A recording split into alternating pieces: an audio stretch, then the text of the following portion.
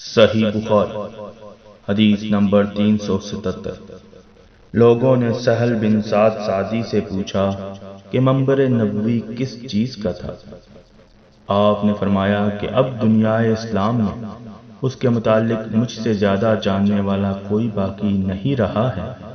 منبر غابہ کے جھاؤ سے بنا تھا، فلاں عورت کے غلام فلاں نے اسے رسول اللہ صلی اللہ علیہ وسلم کے لیے بنایا تھا۔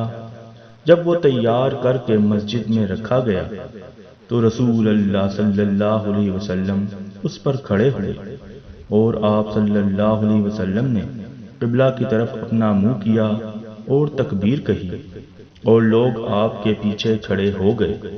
پھر آپ نے قرآن مجید کی آیتیں پڑھیں اور رکوع کیا۔ آپ کے پیچھے تمام لوگ بھی رکوع میں چلے گئے۔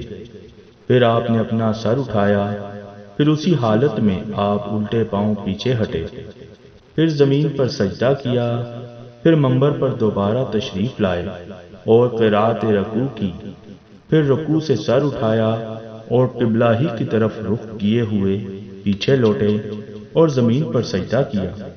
یہ ہے منبر کا قصہ۔ ابو عبداللہ امام بخاری رحمۃ اللہ علیہ نے کہا کہ علی بن عبداللہ مدینی نے کہا کہ مجھ سے امام احمد بن حنبل نے اس حدیث کو پوچھا۔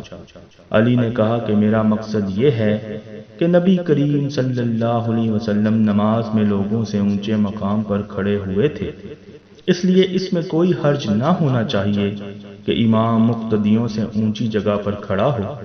علی بن مدینی کہتے ہیں کہ میں نے امام احمد بن حنبل سے کہا کہ سفیان بن عینیہ سے یہ حدیث اکثر پوچھی جاتی تھی، آپ نے بھی یہ حدیث ان سے سنی ہے؟ تو انہوں نے جواب دیا کہ نہیں۔